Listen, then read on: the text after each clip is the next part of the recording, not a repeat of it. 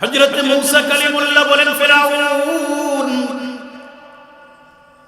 তুমি এমন যৌবন পাবে যেই যৌবনের ভিতরে বার্ধক্যের কোনো ভয় নাই,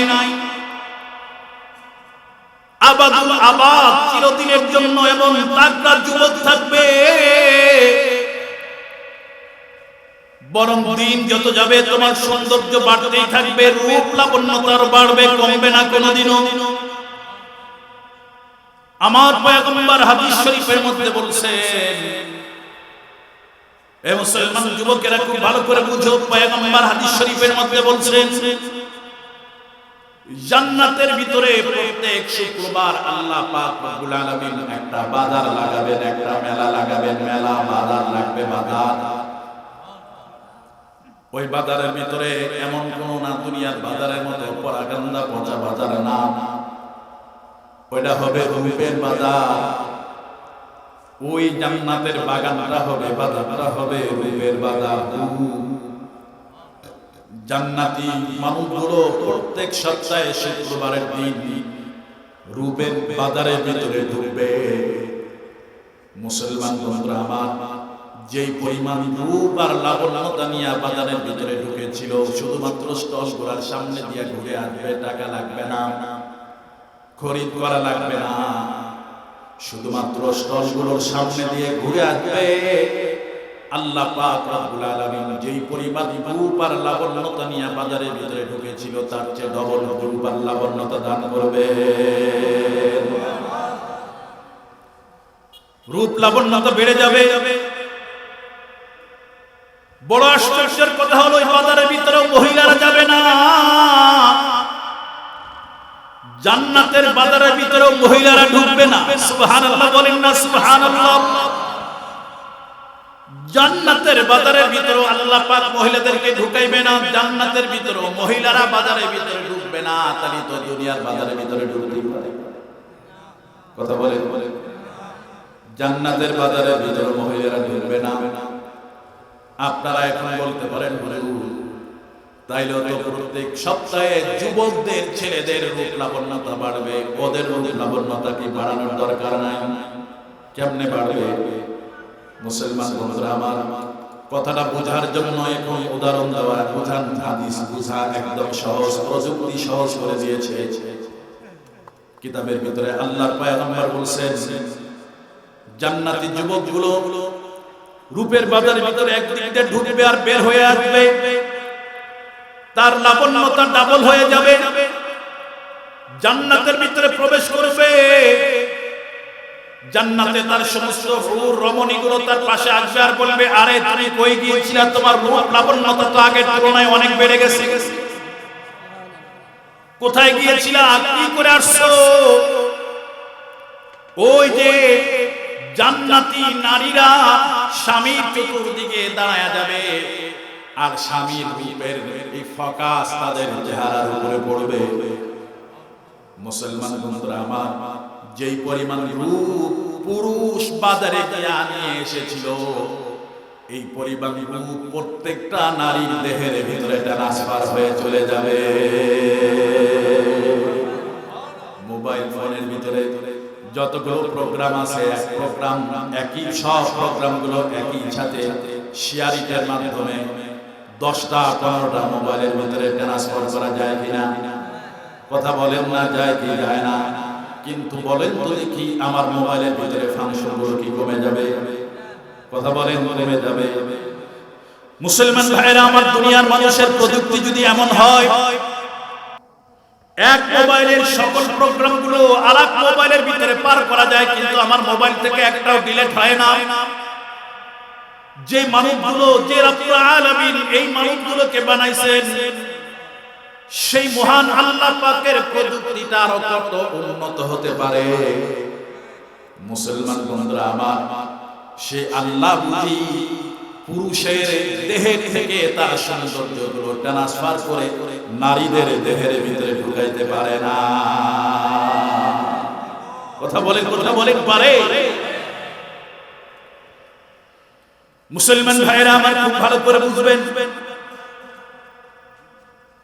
তাহলে যুবক হবে চিরদিনের জন্য যুবক, এই চেহারা আমাদের থাকবে না। সবাই হযরত ইউসুফ পয়গম্বরের কুসুম নিয়ে ঢুকবে, সুবহানাল্লাহ বলেন না। প্রত্যেক সপ্তাহে রূপ লাবণ্যতা বাড়তেই থাকবে, বাড়তেই থাকবে। ও মুসলমান, খুব ভালো করে বুঝেন, চির যৌবন আল্লাহ পাক জান্নাতের ভিতরে দান করবেন। এমন ক্ষমতাও আল্লাহ পাক দান করবেন, যেই ক্ষমতা দুনিয়া আর কোনদিন কেউ কারো তার থেকে কেড়ে নিতে পারবে না। কথা বলেন, কথা ঠিক না বেঠিক জোরে বলেন। যে মানুষটাকে যেই জান্নাতের মালিক বানায় দেওয়া হবে, এটা চিরদিনের জন্য সেই মালিক থাকবে। ও মুসলমান, জীবনে কোনদিন এই জান্নাত তার হাত থেকে আর দুনিয়ার কেউ ছিনিয়ে নিতে পারবে না। আল্লাহু আকবার, আল্লাহু আকবার। আপনারা মনে মনে ভাবতেছেন, হুজুর এত বড় জান্নাত আমরা একা কি করব? কয় জায়গায় যাব? এত বড় জান্নাত, এই পৃথিবীর 10 গুণ বড়, কমপক্ষে সবচেয়ে ছোট জান্নাতটাও পৃথিবীর 10 ডবল বড় হবে।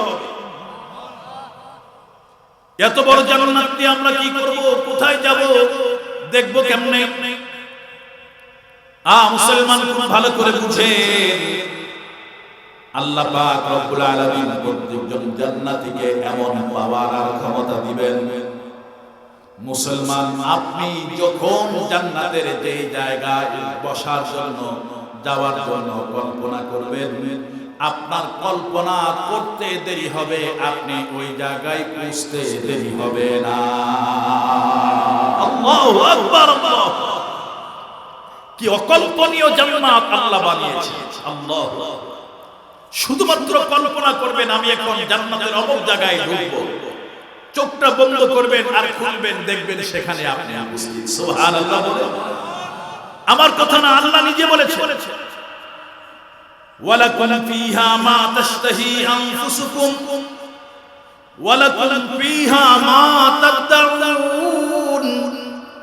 আল্লাহ বলেন, তোমার নফস যা চাবে তাই পাবে। সুবহানাল্লাহ বলেন না, সুবহানাল্লাহ। অন্তরের ভিতরে কল্পনা করতে তোমার দেরি হবে, তোমার পরিকল্পিত সম্পদ, তোমার পরিকল্পিত বস্তু তোমার সামনে আসতে দেরি হবে না। এমন সম্পদ আল্লাহ পাক দান করবেন যে সম্পদ কোনদিন কমবে না। হাত ছাড়ার ভয় নাই, কমারও কোনো ভয় নাই। জান্নাতের গাছের ভিতরে মনে করেন 1000টা ফল ধরে আছে, আপনার মনে চাইলো ওখান থেকে 900 ফল আপনি পেড়ে খেয়ে ফেললেন। এবার দুনিয়ার গাছের থেকে 1000-এর ভিতরে 900টা পারলে কয়টা থাকবে? কথা বলেন না, কয়টা থাকবে? 100 থাকবে। কিন্তু জান্নাতের গাছের থেকে 1000-এর ভিতরে 900টা পেড়ে আপনি খেয়ে নিলেন। 900টা পারে খেয়ে নেওয়ার পর জান্নাতের গাছের ভিতরে আবারও 1000টাই থাকবে, একটাও কমবে না। পাখিগুলো যাইতেছে, মনে হবে এই যে 10টা পাখি ওখান দিয়ে উড়ে যায়, এগুলো যদি গুনাহ হয়ে আসতো তাহলে কত ভালো হইতো। কল্পনা করতে দেরি, গুনাহ হয়ে আপনার সামনে ট্রেটা উপস্থিত হইতে দেরি হবে না। সুবহানাল্লাহ বলেন। সমস্ত পাখিগুলোকে আপনি সুন্দর করে ভাজা ভুনা পাখিগুলো আসবে, আপনি খেয়ে নিলেন। চাবায়া হাড্ডিগুলোকে চূর্ণ বিচূর্ণ করে, চূর্ণ বিচূর্ণ হাড্ডিগুলোকে টেবিলের উপরে রেখে দিবেন। মুসলমান বন্ধুরা আমার, রাখতে দেরি হবে। ওই হাড্ডিগুলো থেকে আবার আগের পাখির মতো অবিকল পাখি হয়ে আপনাকে সালাম দিয়ে উড়ে চলে যাবে। একটা পাখিও কমবে না। সুবহানাল্লাহ বলেন না। মুসলমান ভাইয়েরা আমার, হযরত মুসা পয়গম্বর বলেন, এমন হায়াত আল্লাহ আপনাকে দিবেন যেই হায়াতের ভিতরে মৃত্যুর কোনো ভয় নাই, মৃত্যুর কোনো ভয় থাকবে না। কারণ আল্লাহ পাক রব্বুল আলামিন মৃত্যুকেই কুরবানি করে দিবে। হাদিস শরীফের কথা, জান্নাতীরা জান্নাতে ঢোকার পরে জাহান্নামীরা জাহান্নামের ভিতরে যাওয়ার পরে দীর্ঘদিন পরে আল্লাহ পাক রব্বুল আলামিন জান্নাতীদেরকে একটা ডাক দিবেন, ইয়া আহলাল জান্নাহ। জাহান্নামীদেরকে আল্লাহ ডাক দিবেন, ইয়া আহলান নার। হাদিস শরীফের ভিতরে আসছে, মুহাদ্দিসিনে কেরাম লেখেন, জান্নাতীরা জান্নাতে ঢোকার পরে তাদের মনে সমস্ত আনন্দ ফুর্তি সব আছে, কিন্তু মাত্র একটা ভয় তাদের দিলের ভিতরে থাকবে, না জানি কোন সময় মালিক আমাদেরকে ডেকে বলে, ও জান্নাতীরা দীর্ঘদিন পর্যন্ত তোমরা জান্নাতের ভিতরে থাকলা, এখন জান্নাতটা খালি করে দাও। এই ভয়টা জান্নাতীদের অন্তরের ভিতরে ভয়টা থাকবে। জাহান্নামীরা জাহান্নামের আগুনের ভিতরে পড়বে, কিন্তু দিলের ভিতরে একটা আশার আলো জ্বলতে থাকবে। ওই আশার আলো নিয়ে তারা বাঁচবে। কিসের আশার আলো? জাহান্নামীরা মনে মনে ভাববে, লক্ষ লক্ষ বছর তো জাহান্নামের আগুনের ভিতরে পড়লাম, না জানি কোন সময় আমাদের মালিক আমাদের উপরে দয়া হয়। মালিকের দয়া, মালিকের প্রেম ভালোবাসা আমাদের প্রতি না জানি কোন সময় পড়ে। আর মালিক আমাদেরকে ডেকে বলে, ও জাহান্নামীরা, তোমরা এখন দীর্ঘদিন পর্যন্ত জাহান্নামের ভিতরে পাপের প্রায়শ্চিত্ত ভোগ করেছো, আর জাহান্নামের ভিতরে থাকা লাগবে না, বের হও। আল্লাহ পাক যখন ডাক দিবেন, ইয়া আহলাল জান্নাহ, ও জান্নাতীরা, আবার ডাক দিবেন, ইয়া আহলান নার, আবার ডাক দিবেন, ও জাহান্নামীরা। ডাকটা দেওয়ার সঙ্গে সঙ্গে জান্নাতীদের ভিতরে ভয়টা তখন বেড়ে যাবে। মনে মনে ভাববে, কেন আল্লাহ ডাক দিলেন, না জানি আল্লাহ ডেকে বলেন, জান্নাত এখন খালি করে দাও। জাহান্নামীদেরকে যখন ডাকবেন, ইয়া আহলান নার, ও জাহান্নামীরা, জাহান্নামীরা তখন দিলের ভিতরে তাদের অন্তরের ভিতরে খুশি জেগে উঠবে। ওরা মনে মনে কল্পনা করবে, না জানি আমাদের মালিক আমাদের উপরে দয়া করে মায়া করে বলবে, দীর্ঘদিন জাহান্নামের আগুনের ভিতরে জ্বলাই করবে। কিন্তু আল্লাহ পাক রব্বুল আলামিন উভয় দলকে আল্লাহ পাক দৃষ্টি আকর্ষণ করে বলবে, আমা তারিফু হাদা। একটা প্রাণীকে আল্লাহ পাক উভয়দের সামনে রেখে বলবে, এই প্রাণীটা কি তোমরা চেনো? জাহান্নামীরাও বলবে, হ্যাঁ আল্লাহ চিনি। জান্নাতীরাও বলবে, হ্যাঁ আল্লাহ চিনি, এটা তো দুম্বা। আল্লাহ পাক বলবেন, না, তোমরা কেউ চেনো নাই, এটা দুম্বা না, এটাই হলো মৃত্যু। এই মৃত্যুর হাত থেকেই তোমরা দুনিয়ার ভিতরে পালানোর চেষ্টা করতে, কিন্তু দুনিয়ার কেউ তোমরা এই মৃত্যুর হাত থেকে পালাইতে পারো নাই। আজকে তোমরা দুই দল, আমি জাহান্নামে এই মৃত্যুর দিকে দুনিয়ার দিকে তাকাও। দুই দল মৃত্যুর দিকে তাকাইবে। মুসলমান বন্ধুরা আমার, আল্লাহ পাক রব্বুল আলামিন দুই দলের সামনে মৃত্যুটাকে জবে করে দিবেন।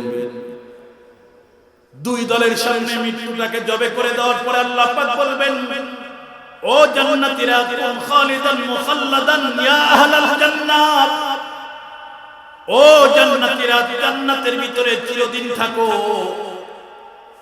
তোমাদের সামনে তো মৃত্যুকে কুরবানি করে দিলাম, জিন্দেগিতে আর কোনোদিন তোমাদের মৃত্যু হবে না।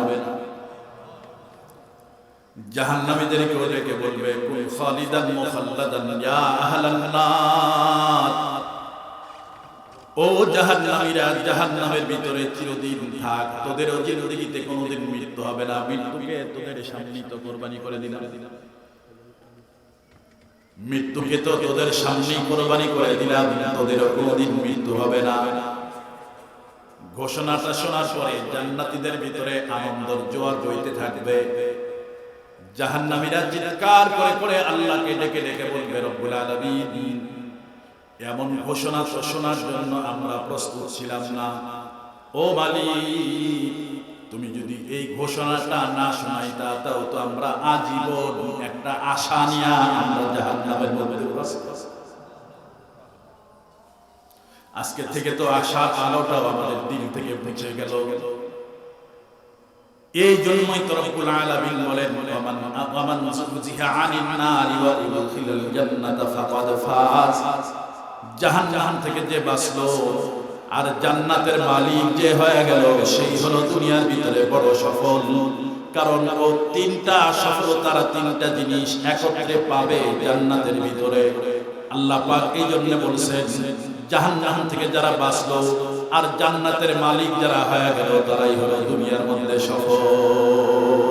এই জন্য মুহতারাম হাজরিন, আমাদের জীবনের টার্গেট থাকা দরকার জাহান্নাম থেকে বাঁচবো, জান্নাতের মালিক হব। রাজি আছি ইনশাআল্লাহ? সবাই রাজি আছি ইনশাআল্লাহ? আল্লাহ কবুল করেন, সকলে বলি আমিন। ওয়া আখিরু দাওয়ানা আলহামদুলিল্লাহি রাব্বিল আলামিন। আসসালামু আলাইকুম ওয়া রাহমাতুল্লাহি ওয়া বারাকাতুহু।